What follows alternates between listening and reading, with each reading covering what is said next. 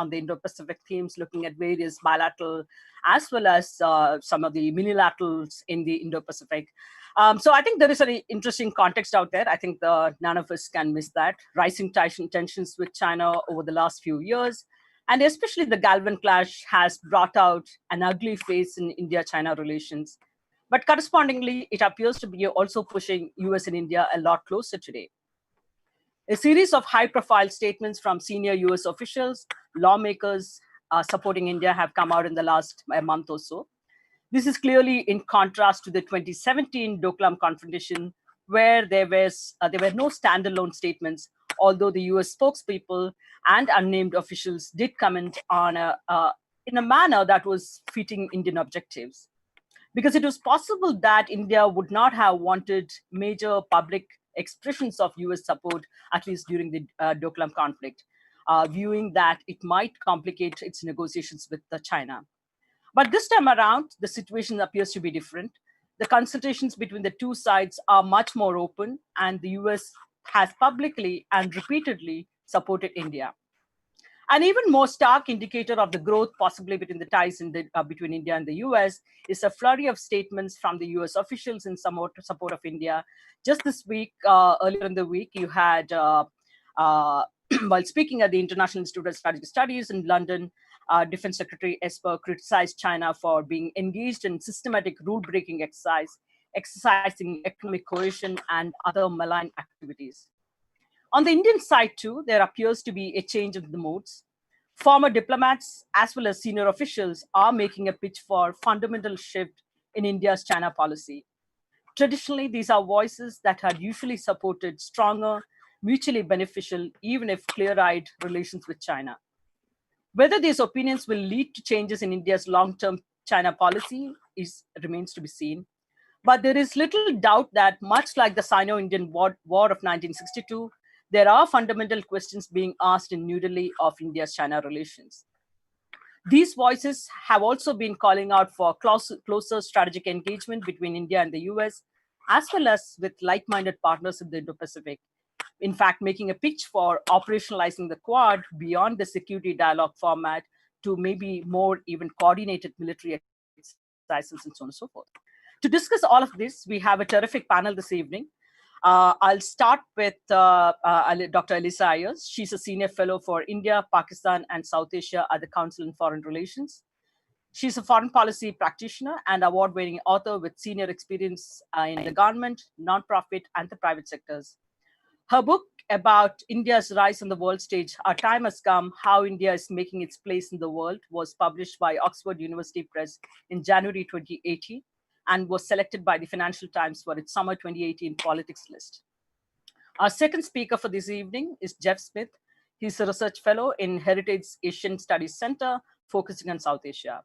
He's the author and editor of Asia's Quest for Balance, China's Rise and Balancing in the Indo-Pacific, came out in 2018, and of Cold Peace, China-India Rivalry in the 21st Century, which came out in 2014. He has contributed to multiple books on Asian security issues, has testified as an expert witness before multiple congressional committees, served in an advisory role for several presidential campaigns, and regularly briefs officials in the executive and legislative branches on matters of Asian security. His writings on Asian security issues have appeared in Foreign Affairs, Wall Street Journal, Foreign Policy. The list is long, but I think everybody is familiar with Jeff's work. So now let me just move on to the third speaker for the evening, Dr. Sanjay Bharara. Sanjay Bharara is a distinguished fellow at the Institute for Defense Studies Analysis and United Service Institution of India. He was chief editor of the Financial Express and Business Standard. He was also the media advisor to the Prime Minister of India 2004-2008, director for Geoeconomics and Strategy, IIS UK, between 2011-2016, member National Security Advisory Board 1998 to 2001. His publications include Strategic Consequences of India's Economic Performance and India and the World Essays of Geoeconomics and Foreign Policy. So the panel will have about, I think, 5 minutes, maximum 5 to 6 minutes each to make introductory remarks. And then we go on to I'll have maybe a round of questions before we open it to the audience. And I'll come to that at that point of time. So Dr. Elisa Ayers, over to you first. Oh, I thought you were maybe going to start with Dr. Baru, given that his thinking on that recent book is what helped pull us together for this discussion. Sure. Well, let me just offer a few thoughts that I hope will segue to thinking about the concept of a partnership and what it really means. So this discussion is about whether the United States is really ready for a partnership with India.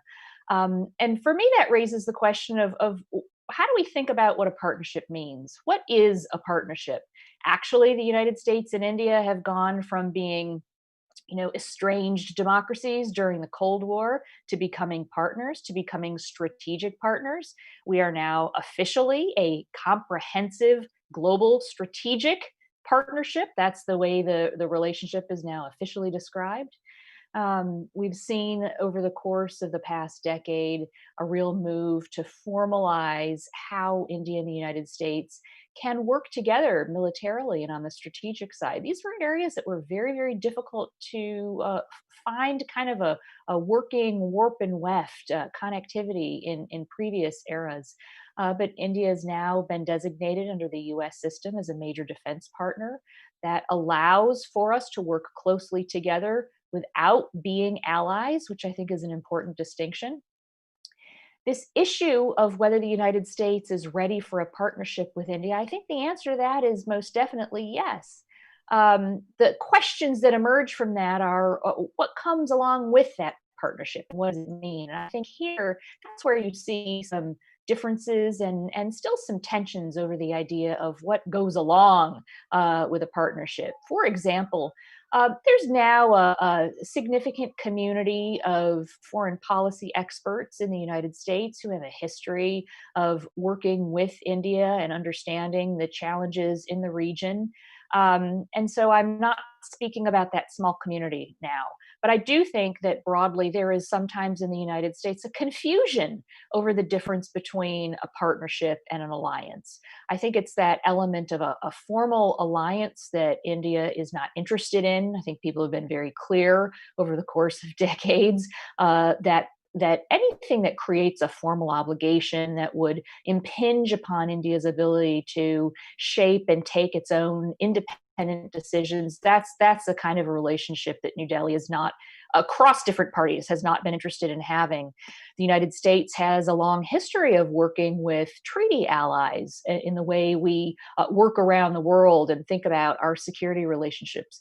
But so we won't have that type of relationship with India, and that should be okay. Nobody is suggesting, I think, that the relationship suffers for lack of an alliance formulation, but we do from time to time see sometimes comments from members of Congress, proposing that we should be thinking about our allies, including India. And I do think that sometimes people worry that that could create an unacceptable level of expectations on India. So that's something that I think we'll continually need to work on highlighting. It's one of the reasons that the independent task force convened by the Council on Foreign Relations 5 years ago recommended that we reconceptualize the way we think of the relationship with India as one of a joint venture, similar to a business venture, where we've got some very, very significant shared interests, but we also have some interests that aren't necessarily fully aligned. So our partnership on the areas where we are completely aligned makes a lot of sense. We can continue working closely on those, but we shouldn't let those areas where we do have some differences, for example, on Iran and Russia, affect where we do have the great capacity to continue developing our partnership.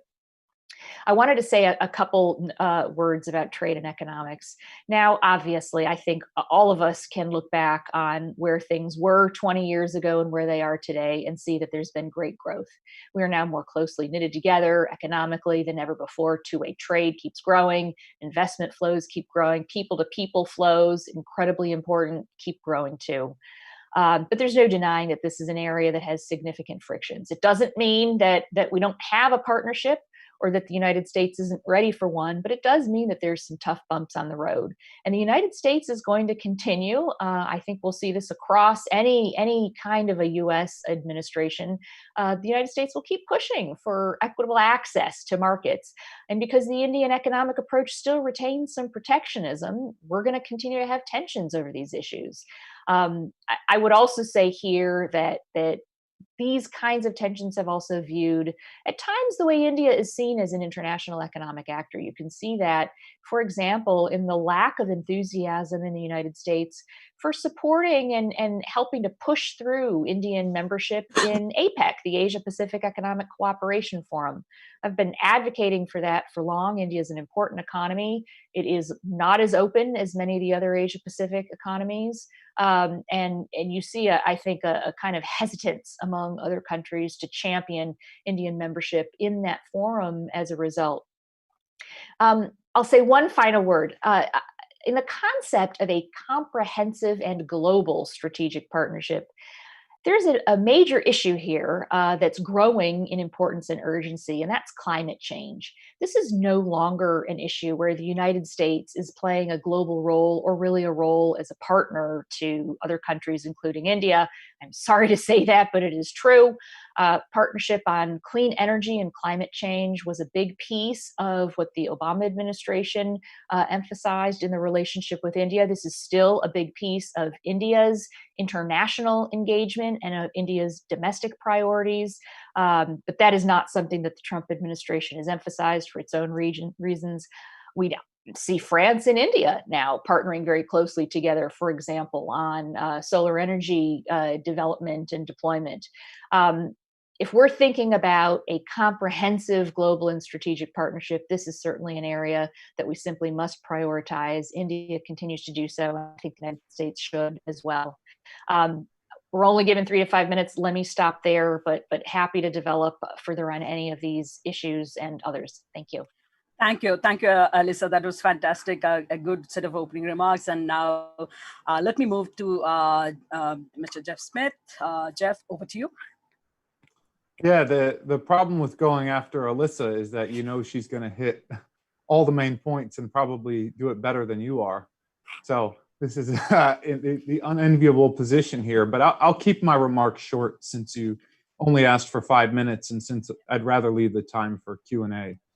Samir kindly provided some framing questions for this discussion, and I thought the sort of headline question, maybe the most important question, was, is Washington ready to accommodate India's aspirations?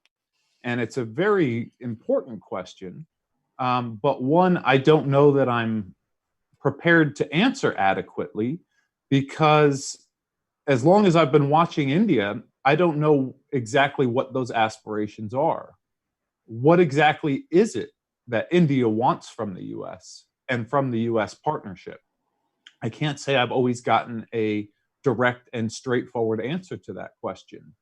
And that's fine if it's evolving. I mean, I expect it to evolve as India grows and evolves, as the relationship evolves, the answer will change. But I feel like at times, if you ask 10 different people, you'd get 10 different answers. What is it that India wants from the US in this partnership? From my vantage point, America has been quite supportive of India's aspirations at many critical steps along its path of development. That's something I've been very supportive of. And with a few very rare exceptions where the United States is essentially bound by law, I think Washington has met most of India's requests to strengthen the partnership, whether it's defense sales, defense cooperation, military exercises, joint vision statements, accommodating India's nuclear aspirations, the NSG, the UN Security Council. Generally, when India says we want to do something more, the answer from America is yes. We'd love to. We've been waiting for you to ask. America has more often been the enthusiastic partner in this relationship. So, if you want to ask, is Washington ready to accommodate India's aspirations? To date, I think the record shows the answer has been yes. But I would love for this conversation and others to tease out more of how India's aspirations are changing and what does it want from the US partnership. And as the relationship with China grows more contentious, that answer may be changing. And that's a good thing. But I think we need to be frank with each other about where we would like to see this partnership go. The other point raised in the sort of framing questions here, and I'll just read it to you. New Delhi's importance during the last year, as seen by former National Security Advisor John Bolton in his book, it merited merely 8 mentions relating mainly to security threats faced by the US, underlining the peripheral role New Delhi continues to play at the highest echelons of Washington's policy elite. And I think it would be a bit of a mistake to judge where India stands in Washington's calculus by the number of mentions in former NSA Bolton's book. You know, I think 2 things to keep in mind there. One, you know, John Bolton is very experienced on a lot of issues, including Iran and North Korea and Russia and arms control. South Asia is not one of them. The second thing is he's the National Security Advisor, concerned principally with threats to the United States. In some ways, it's a good thing if you're not on his radar. In some ways, that means Lisa Curtis is doing her job at the NSC. India is very much on the radar, though, of Secretary Pompeo, of the State Department, of the Pentagon. And I think there are more than enough examples to demonstrate that India does, in fact, have a central place in Washington's thinking about the Indo-Pacific, about foreign policy, about America's future in the region, that this really isn't a debate. And I think, you know, using Bolton's book as a measuring stick is probably more misleading than helpful. So with that, I'll look forward to Q&A with you and with the audience, and thanks again for the opportunity. Thank you, Jeff. Both of you have been fairly optimistic while highlighting some of the possible challenges that might come up as some hiccups, but I think they still have a fairly optimistic sense of where we are leading. But I think this leads straight to, it's a good midway point to take it to Dr. Sanjay Bharara, because Dr. Bharara did review that book, and that gave us a sort of opportunity to kind of stage this presentation discussion today. So over to you, Dr. Bharara. Looking forward to that. Thank you, Raji. Let me first thank you and Samir and ORF for organizing this very interesting discussion. I think I'm appearing on an ORF panel after a long time, and therefore I'm delighted to be here with friends from ORF. I'm also delighted to be here with Alyssa Ayers, who's a very good friend and whom I've read over the years. Unfortunately, I've not had the opportunity of meeting or reading Mr. Smith, but Alyssa is someone for whom I have very high regard, and I know she's a good friend of India. So delighted to be here this evening. Let me begin actually with a remark that Alyssa made towards the end when she said that US will continue to push on economic issues, and climate change is one of those issues on which there isn't much traction. I will in fact focus on some of those issues and try to distinguish my way of looking at the Indo-US relationship from the way in which many people, particularly international relations scholars, look at the bilateral relationship, both in India and in the US. I'm an economist. I come to the study of foreign policy, foreign affairs, international relations from the viewpoint of someone whose only priority is India's economic development. Because unless India becomes economically more developed, it is not going to be a major player internationally. We can fancy ourselves in various ways. The others can pretend we are important, but at the end of the day, India's economic rise is the bread and butter issue as far as I'm concerned. And so I evaluate relationships based on those at that gut level. Let me also preface my remarks by saying that I have spent almost 25 years of my professional life promoting US-India relations. I've been in all manner of track 2 dialogues, seminars here in Delhi, in Washington from 1995. But the first time I got involved was when the US was opposing India on the Comprehensive Test Ban Treaty. And we had a huge difference of agreement on the renewal of the Non-Proliferation Treaty, and I was part of a lot of delegations that went to Washington as kind of people from outside of government, trying to convince people in the US the importance of India's position on that. So since then, and then the nuclear deal, Pokhran test, I've been involved in this. So I come to this question as someone who understands the importance of a bilateral relationship, as someone who recognizes the importance of the relationship. So I'm not questioning it at all. But after looking at what has happened over 25 years, I remain disappointed. We have done a lot. I agree with Alyssa, and I certainly agree with Mr. Smith that we have done a lot. We have moved far beyond where we were 25 years ago, certainly moved far beyond where we were even 10 years ago.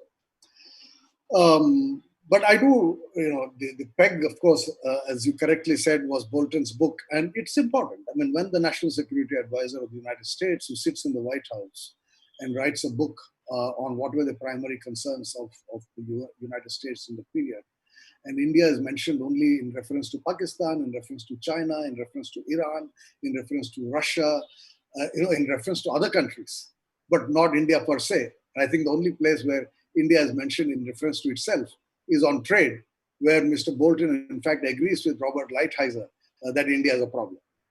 And that is where my problem begins.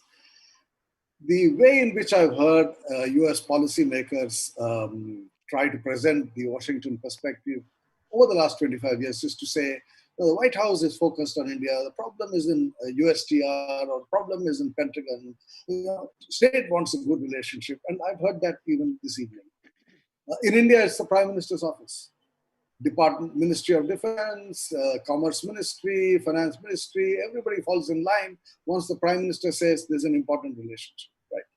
So to be told again and again that, look, India is important, we are selling more defense equipment to India, we are supporting your membership of the UN Security Council, well, that is good. We are actually buying all this defense stuff, we are paying for it, it's not a grant. But USTR is a problem, market access, USTR makes an issue. India is creating problems, and you're likely to see more push there, as Alyssa just said. I don't understand. Frankly, I don't understand. India's share of US trade is 2%. It was below 2% till a few years back. It is now 2.1%, the latest data that I have in front of me. China's share of US trade was 15% till a couple of years back, and now 12%. So, it's apples and oranges. Now, why are we being pushed on trade? Why is it that GSP was withdrawn? These are signals. I don't think GSP was that important. I think India can live without GSP, but that was a signal. It was a signal that you are in the bad books of this administration. As far as the bilateral relationship is concerned, I see three levels of the relationship. There's people to people, government to government, business to business. People to people, is fine. There is really no problem. In fact, if there is a problem as an Indian, I would say that too many people are leaving India to go to the United States, and I don't like that. I'm not one of those who believe that we should be raising the visa issue, the H-1B issue. I've never believed in that. Educated Indians must live in India and work for India. But that's a different argument. But people-to-people relationship has been good. Look at government to government. We have had some improvement in intelligence sharing. Defense, as I said, I see it more as a business relationship. We buy from the Israelis, we buy from the Russians, we buy from the French, we buy from the United States. For United States to say that, oh, this is something very special that we are selling to you, I don't buy that argument. You may have American laws, which US administration has to deal with, but India is a buyer. Those who sell, we buy from those who sell to us. But intelligence, I think we have moved forward. But look at the other areas.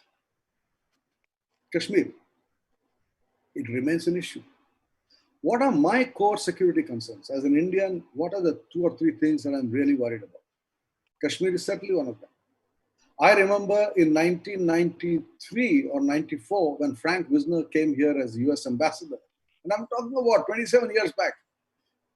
And Frank came to see me when I was editor in the Times of India. And the conversation began with Kashmir. The conversation ended with Kashmir.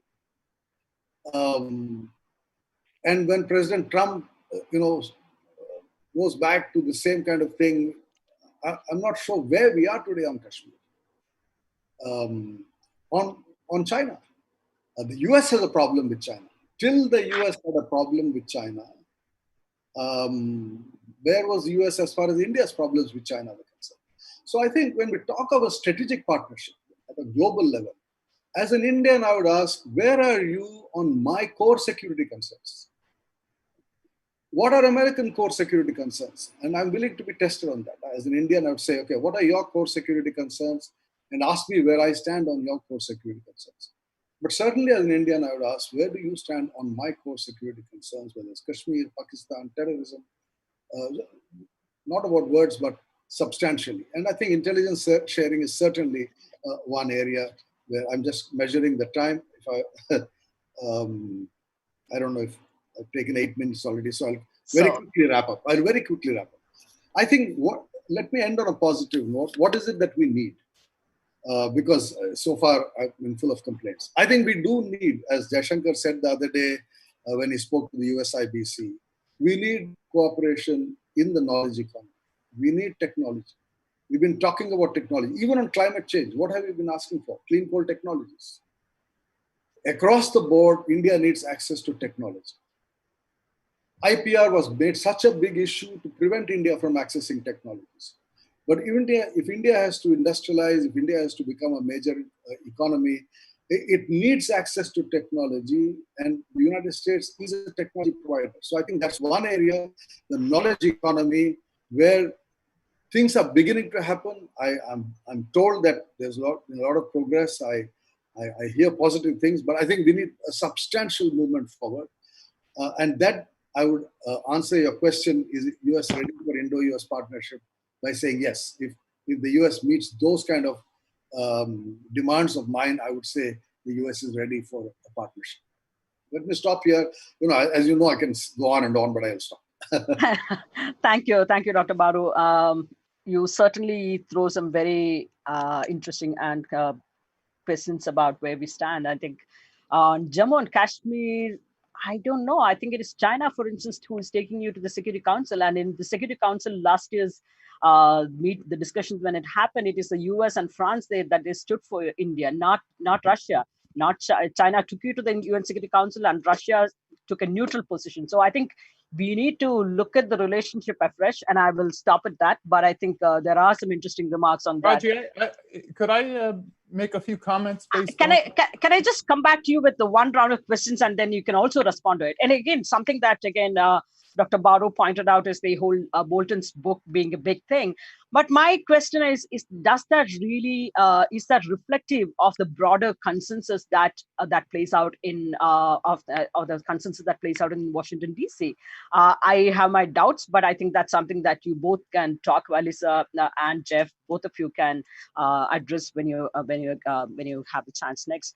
But I think the couple of questions I want to kind of throw it out and open to you. One, Alyssa, you talked about one of your last articles where you talked about saying that in the context of the Galwan and the increasing conflicts and the tensions with China, you say that India may begin to make more choices about its partnership, recognizing that it isn't possible to maintain equal ties with all indefinitely. And I think that that conclusion says it all in a sense as to how India needs to kind of prioritize its relationship. And this is something that I also have written about. And yet you do see India kind of partnering with the BRICS and RIC and the non-alignment movement and so on and so forth. India does seem to be wanting to have that bargaining space or more choices and so on and so forth. How does the US view all of this? What is the mood in the US? And I think the mood in the US, I asked also in the context of the US presidential elections. How does it will affect the US-India relations? There is certain amount of consensus on India among both the Democrats and the Republicans, but if it seems like you are going to be having a Biden administration, it appears so. If that is the case, how do you view what is going to be the impact or view of the ever possible Biden administration on US-India relations? So that's a question for Alyssa. Let me come to Jeff. So one of the recent things that I liked about is particularly one of your writings is the report on the Quad. That is a fairly detailed report where you looked at the evolution of the Quad, and the Quad you do see with I think the certain amount of cautious optimism. Despite the differences in expectations, I think you do still see a certain amount of positivity around it, certain amount of optimism.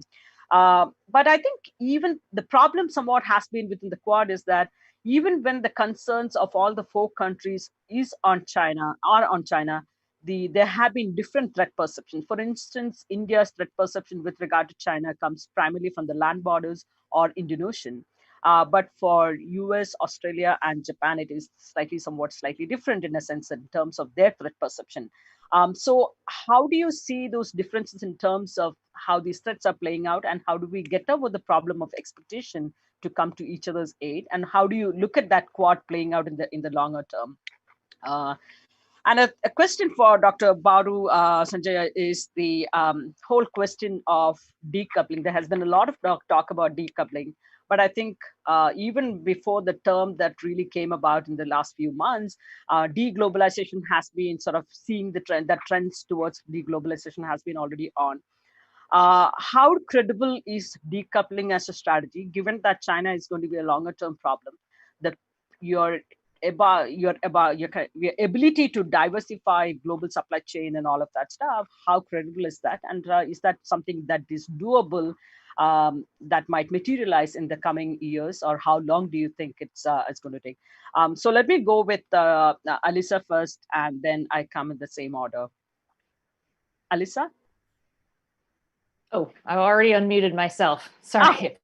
Yeah. No, thanks. No, this is a great set of questions, and I think we'll probably end up coming back to some of these as the conversation evolves. I think, but Dr. Baru and Jeff, I think, would agree with me that one of the great strengths of the U.S.-India relationship over the course of the last couple of decades has been that it has had broad-based political support on both sides. That has certainly been relatively unusual in the United States. And on certain issue sets, particularly, I'd say, in the defense and strategic realm, we've seen a through line. This also has to do with the fact that the world is changing. What drew India and the United States more closely together, let's say in the early part of the 2000s, was a recognition that China was rising and that neither New Delhi nor Washington wanted to see an Asia dominated by one power. You had the civil nuclear agreement in the Bush administration. The Obama administration carried that forward. Support for Indian membership in the non-proliferation regimes, all but one, India is now a member of. And the Trump administration has carried forward that same through line, I think, on the defense and strategic side. So I think this broad base of a coherent, cohesive partnership on the defense and strategic side will likely continue to evolve in the direction that it has. I mean, you could have some surprises, but that would be what I'd expect to see. Where I think you might see different arenas of emphasis in a different U.S. administration might be a different approach to the issue of high-skilled worker visas. The issue of student visas emerged, frankly, out of nowhere. I was very surprised by that announcement, that as a result of the coronavirus, anybody not taking a course load in person wouldn't receive this F1 visa. I mean, a strength in the United States being an open economy and a place where people come to study and learn and work, that's helped us keep our innovation edge. Now, this is an issue I know Dr. Baru would have a slightly different view on, because he's already said that he thinks it's important that people return to India and contribute to the Indian economy. But I think it's a plus when we've got people who are contributing to our economy, helping us keep innovation moving ahead. And the student visa piece of that is a big part of our story there. So I think you would see a different approach there as well. I think the climate change piece is actually quite important. As I said, I'm not going to cover what I said because we don't have that much time together, but I do think that this is a very important issue that we have to absolutely get back on the table. And when talking about climate change, I mean the whole gamut. It's not just talking about carbon emissions. It is also talking about how do we transition to a clean energy economy? How do we develop financial instruments that make that possible? I mean, how do we think about different insurance regimes that will change? Look, our whole climate is changing. We can see that in the kinds of weather events we're all having. Indian coasts are facing this. Indian agriculture is facing this too. So there's a whole arena of partnership that we could work on that would be technocratic as well as diplomatic. And I would see that also playing an important role. Thank you, Elisa. Over to you, Jeff. You could respond to some of the earlier comments if you want. Yeah, well, no, I have to say I was fairly surprised by Dr. Bharara's contention that India-US relations aren't meeting expectations. I was very interested to hear from him what those expectations are that we're not meeting, where he expected India-US relations to be at this point. Because for almost everyone I know, we've exceeded where we thought we could be at this point. So I was eager to hear what it is he thought we would be doing together or partnering on that we're not, because we've actually come much farther, I think, than the baseline of expectations were. I was also hoping to hear from him where the major divergences were that we were sort of failing to meet expectations. And all I really heard was that, well, America is still complaining to us on trade issues, and America hasn't come far enough on Kashmir. And I just don't really find those particularly compelling, and certainly not outweighing all of the positive developments that have happened in the relationship. You know, I don't work the trade and economic portfolio as much. I'm one who wishes USTR would throttle it back on occasion. I think we have pressed on that issue in a way that could risk undermining some of the strategic gains we've made. It hasn't yet, but there is a risk that the trade frictions become so great.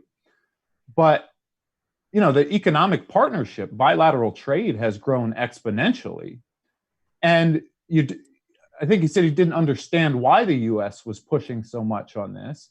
While this isn't my field, if you read the USTR's annual report on India, they have a very long list of grievances related to market access and trading practices and tariffs. Many of those, I suspect, are legitimate complaints not just held by the US, but other countries have complained about as well. And I think it's entirely fair for them to say, we want to push for better market access for US companies. We want a more equitable trading relationship. You know, a partnership doesn't mean I get everything I want and you don't get to ask for better terms. It means that we negotiate in good faith. I would say the same thing on Kashmir. To cite this as a divergence between the US and India is quite peculiar to me. It used to be that Kashmir was the subject of every conference in Washington, D.C. where India was spoken. Very rarely ever do you see anyone at a conference or an official speaking about Kashmir in a critical way. You know, India and Pakistan have been dehyphenated effectively in Washington. Washington has cut off aid to Pakistan. The US government was supportive of the Indian government at Pulwama, Balakot, Article 370. I mean, I don't know how much more aligned with India on Kashmir you can get than as far as we've come. Now, again, you can say, well, we want you to give us everything we want, or you're not my partner. But I don't find that sustainable and reasonable. I think a fair assessment would say, actually, America has come quite a way on Kashmir and now sees things much more aligned with India's perspective on Kashmir and has been supportive at several key junctures on the Kashmir question. And to take that entire mountain of evidence and say, well, President Trump once offered to mediate if both sides requested it, which has always been the U.S. position. If both sides wanted mediation, of course we would be welcome to do so, but both sides aren't going to ask, so of course that's not going to happen. But to say that that comment outweighed the considerable distance we've come on Kashmir was just a bit peculiar. And if that's it, America's complaining on trade and America isn't adopting our position on Kashmir in lockstep, that somehow that shows that we haven't come far, or that outweighs all the progress that we have made. I would like to hear that argument teased out more if possible. Yeah, okay. So let me just, before I hand it to Dr. Baru, let me just invite all the participants to drop your questions on the Q&A icon on your right-hand corner. So we will be taking the questions right after Sanjay is finished speaking. Over to you. Right. That's why I prefaced my remarks by saying that I've been in this business for almost 3 decades. I've been someone who's pushed the relationship with the United States, so I don't have to go back and remind people of the history. So if I'm complaining, then I'm complaining because where we are today is not where I had hoped to be, and therefore it's not that my complaints are that we have not moved on many fronts. Let me answer 2 very specific questions on trade and Kashmir. You see, this is the point I was making earlier, that I'm an economist. When you talk of a strategic partnership, I define a strategic partnership in economic terms. When Henry Kissinger went to China in 1971 and built a relationship with China over the next 20, 30 years, it was essentially an economic relationship. When we built a strategic partnership with the United States, at least I am one of those who believe that we saw it as an economic relationship, as one of building India economically. And that is how I read Condi Rice's various remarks in the early 2000s. That is how I read President Bush's remarks when he was president. That trade issues would not keep the relationship on an edge.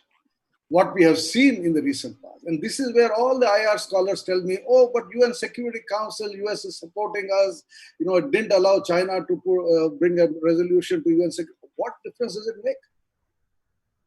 I mean, what the UN Security Council says, we have ignored the UN Security Council on Kashmir for 70 years. We let the UN Security Council pass more resolutions. Supporting me there is not the issue. Giving me market access is the issue. As I said, my share of US trade is only 2%. China's share, even after 4 years of Donald Trump and all this business of taking on China, is still at 12%. So for me, the trade relationship is important. And what the USTR does and says, and to criticize India for not giving market access, a country with $2,000 per capita income, by a country with 10 times as much per capita income. So I do regard the situation in trade as the core of the issue. Now, that is where I fundamentally disagree with a whole lot of IR scholars, both in the US and India, who are looking at these political things, a statement on Kashmir, statement on this, statement on that. Those are fine. But at the end of the day, the bottom line, as far as I'm concerned, is economic. On Kashmir, again, it's not about support in UN resolutions. It's about how we resolve the situation in the AFPAC region. It's about what we do with Afghanistan. It's about how India maintains relations with Iran. It's not just, the LOC is not the issue. Pulwama we can take care of. It's the whole gamut of the strategic space between Iran, Afghanistan, Pakistan, what are India's core interests, core security interests, with what is happening there. And what is the United States doing, and does that serve my security interests? I think that's the difference. So there are areas where we have differences that, to simply say that, oh, there are no problems, we've been moving forward, everything is all right. Of course, market access, USTR makes an issue in India, the whole world is complaining. The whole world will complain because I'm trying to build myself up. I'm a developing country. I'm a low-income developing country. And my biggest security challenge is a country that is now 5 times bigger than me. It's called China, next to me. And the only way I can deal with that security challenge is becoming a stronger economy and technologically more developed, where I'm assuming the United States will help me as a strategic partner. Okay. On decoupling your question, Raji, Okay. Look, I don't know. I mean, this is the big game between the US and China. We don't know where it's going to go. I have written on this in the past. I've called it geo-economic containment of China. And I have been a disciple of Edward Luttwak and his views on China. If this is a new containment strategy, a new Cold War, this will go on for decades. And how this will evolve, we don't know. So I'm not going to talk about the future. But as of now, I have a problem with China. And I'm looking around the world to see which countries will stand with me in dealing with China. That's the way I would look. Sure. Thank you. I think we have about less than 15 minutes, and we have a number of different questions that have come up. So let me take 4 or 5 at a time and just go over it. So there is this question from Krzysztof Zalewski, the Boehm Institute, Poland. US-India relationship has become very intensive over the last few years. I would like to ask a question on the bigger picture of US alliance and partnerships. Are US and India prepared to coordinate their bilateral cooperation with European NATO allies and partners, or cooperate more in multilateral formats with them? So that's question 1. And to Elisa in particular, there's a question from Medha. India has a margin in carbon emission. How do you see the role of US in making India progress without sacrificing present pre-COVID-19 economic growth rate? A third question from Rajiv Kumar Shukla. India-US relations have definitely been checkered saga of ebbs and flows, with 1971 seeming far behind. It was there. It is being said that the world is again moving, although tentatively, towards a multilateral order.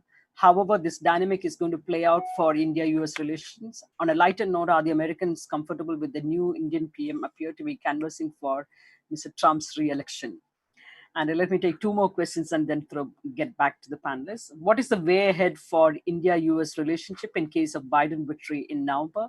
Kashmir will be a major issue considering the kind of remarks Biden has made. A last question is about a major fear is inconsistency or lack thereof, which keeps India-US relations on tender hooks lots of different times. So you can pick and choose. Everybody doesn't have to answer all the questions. So let me go in the reverse order. Dr. Baru, would you like to address any of these questions? Dr. Baru, you're muted. On President Biden's views, what I keep hearing is that, one shouldn't look at them as pre-election campaign speeches. I can only quote one of my former bosses, Dr. Manmohan Singh, who very famously once said, do not waste your time looking at what politicians say when they're campaigning in an election, and look at what they do when they're in government. So we shall wait and see what he does when in government. I don't want to be diverted by his campaign speeches. Okay. I leave it at that. Okay. Jeff?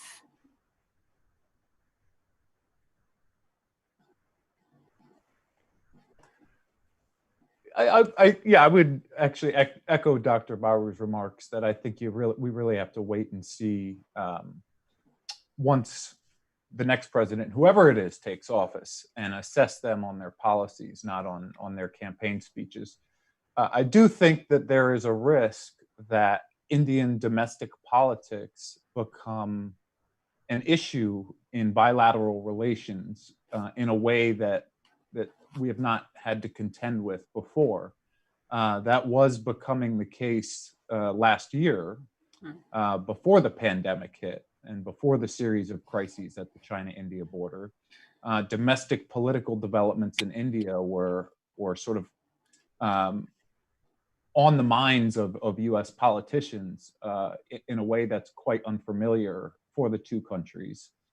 And it is possible that that's the case again. I think it becomes more likely in a Democratic administration, but I think we just need to be cognizant of that reality. And it's concerning to me in a way because, as you mentioned earlier, one of the strengths of a relationship is that it has been bipartisan in both countries for so long. And I do believe that that's a strength of the relationship. And I was somewhat troubled and concerned by the trend last year, which seemed to be that at least some on the left and within the Democratic establishment were beginning to view it more as a Republican BJP relationship than an India-US relationship. And I don't think that that's good for India-US ties from either side, either perspective. I'm glad we've somewhat moved away from that narrative and that debate because of other issues, but I think we need to be cognizant it could shift back in that direction next year. So just an area for us to continue watching. Okay. Alyssa? Let me take the question that was addressed specifically to me. I think there's tremendous scope to improve and enhance the kind of technical cooperation that India and the United States could get underway on a whole arena of things having to do with how we deal with and manage climate change. Now, developing more and reducing the cost of clean energy technologies is a huge piece of that. India is really doing a lot on the solar end. It's a good news story for the world. I would hope that the United States could get back to cooperating with India on that front. But what goes along with that as well are other things like green building technologies, thinking about efficient ways to cool. You know, India's urbanization is a huge story of the next 3 decades. India needs to build and build and build. What was the McKinsey report that said India needs to build the equivalent of a Chicago every year to accommodate its urbanization trend? Well, that means thinking about what goes into creating green buildings and materials and technology. That's all something that we could, you know, be doing more on the public-private cooperation front to address. And as I mentioned just briefly in my opening remarks, thinking about financial tools that can be helpful, different kinds of insurance, also technocratic cooperation on agriculture, how to deal with the problem of droughts and then floods. I mean, climate change is about too much of everything, right? It's not just warming. It's having extreme weather events that create great harm. So I think this is an area where, you know, kind of the sky's the limit on what we could be doing together, and I would hope that we could get back to that. Okay. Thank you. There's a question on the Quad. Maybe Jeff, you can answer this. Does the Quad have to restrict itself to a hard-powered security architecture? Climate security is critical. Why does not the Quad also cooperate in addressing climate change mitigation in the Indo-Pacific, especially in small island developing states? Let me take a couple of more questions before I get back to the panel. In the post-pandemic era, with the weakened US and its strained relations with Europe, don't you think the bilateral relations are acquiring a new balance? Don't you think the US will have to gain more from closer ties with India than India will have? Okay, that's a lot of questionable issues. But anyway, Srimoy has a question, either Dr. Ayers or Jeff, he wants a response from, to expand on India needing to prioritize its foreign policy instead of trying to be everything to everyone. And I think, yeah, that's you're summing up also in your last one of your articles, Alyssa. So maybe you can take on that. To Dr. Baru, there's a question. India does not involve itself in Afghanistan. Why not cooperate with the US with boots on the ground? Okay. So Alyssa, over to you first, and then to Jeff and Sanjay. We have so many questions. Terrific webinar participants. Exactly, Thank you for asking so many questions. So we have about 3 minutes left. We're going to try to hit everything. Exactly. Okay, it's the lightning round. I do think that what the China border clash has shown, and I think you hear that in echoes of the debate now in India among people who are deeply focused on foreign policy. You hear kind of a new sense that maybe India should be making different choices. Maybe India should consider a tightened alliance with the United States. I never thought I would hear that in India. I think it's probably unlikely, but the fact that you hear people raising this for discussion and consideration is quite interesting to me. What I meant in my article was, you know, if you think about the world as a family, it isn't that everybody is going to treat that relationship in the same way. And India has had a tough security relationship with China going back decades, but in many ways has looked to offset those security challenges through a very deep trade and economic relationship, one that many Indian thinkers have acknowledged has not delivered benefits for India. People have been upset with the trade balance and the composition of trade for a long time. This isn't new, but it's more exaggerated now. And the fact that China hasn't been particularly supportive of India's own bid for membership in different kinds of global fora. So it does present the opportunity to kind of rethink where India can best deploy its interests and its emphases. And I do believe that the economic realm of response that we're seeing now from New Delhi demonstrates the way people are kind of rethinking what tools they have available and how they want to be engaging with partners who are supportive versus inimical to India's rise. Jeff? Yeah, I think the question you posed was sort of why isn't the Quad doing something on climate change? Yeah. You could ask why isn't the Quad doing something on food security or space debris or humanitarian aid, disaster relief. There's a lot of things that the Quad isn't working on. It's not necessarily a demerit or a flaw. It's just a reflection of the fact that the Quad has a fairly limited and narrow focus, is still in the early stages of redevelopment after the group was reconstituted in 2017.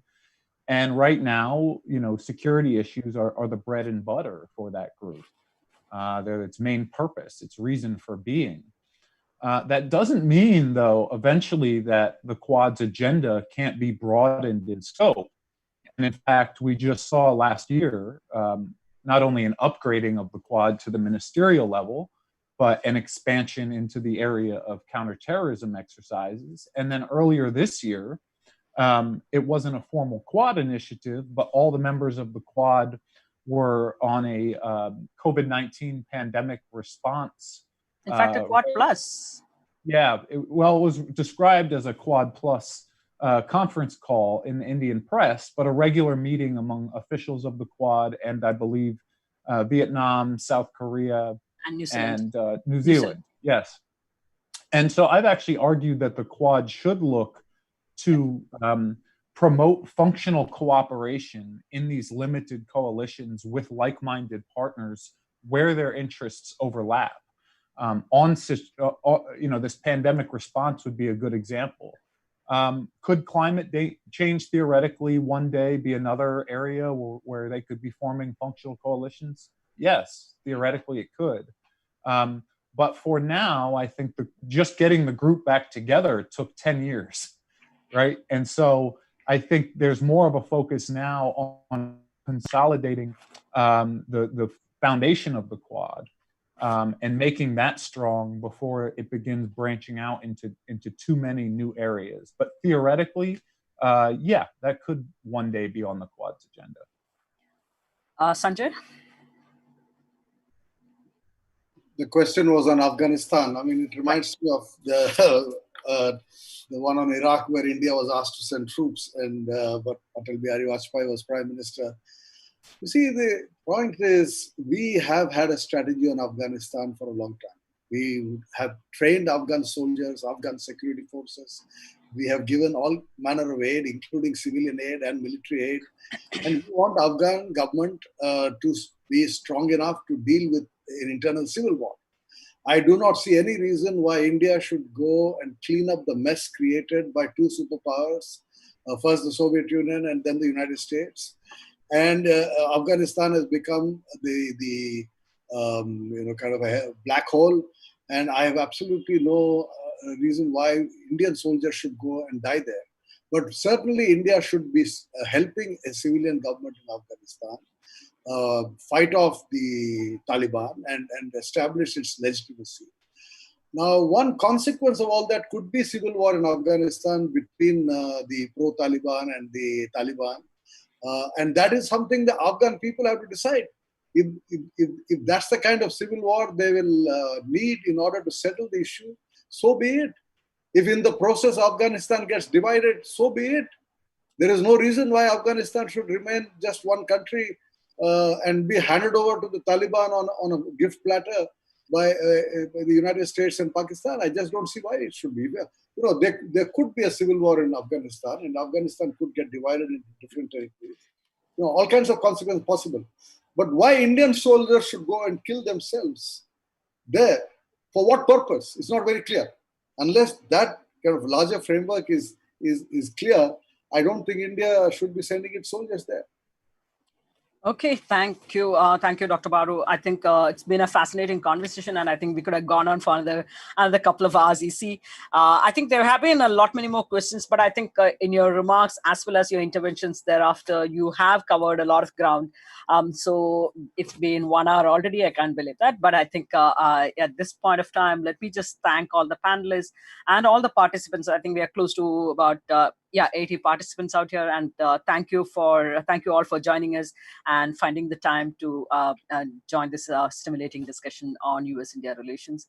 I think there are plenty of issues that we can continue. I think one issue that I would have liked to kind of see some traction is the DTTI.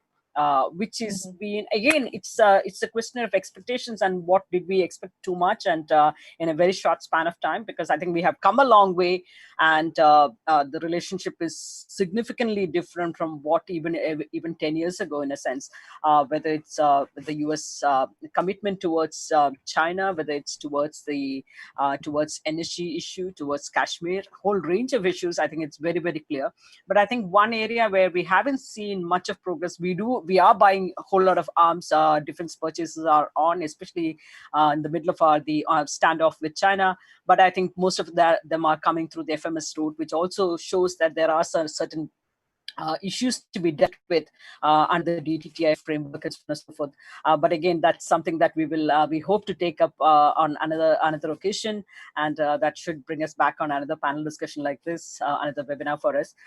So thank you all. Thank you, Elisa, Jeff, and Sanjay for joining us. Thank you, Raju. Thank you very much. And to all the participants who joined us this late in the evening for us, a lot of the Indian participants. Thank you, but appreciate your participation here. Thank you. Thank you. Thank you. Great discussion.